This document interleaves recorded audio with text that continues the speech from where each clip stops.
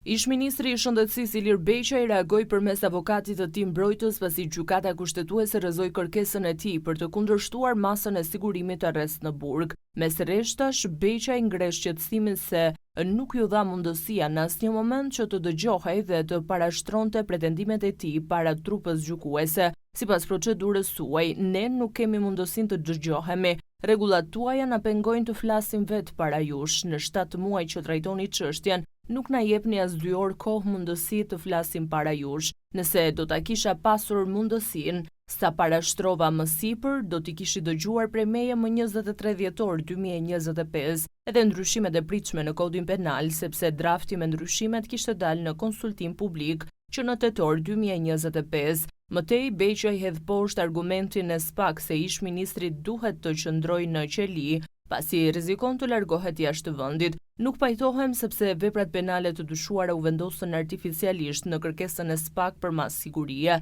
U rrit artificialisht dënimi maksimal për të ngritur alibin e rrezikut të largimit. Çfarë më shtynte mua të largohesha nga vendi?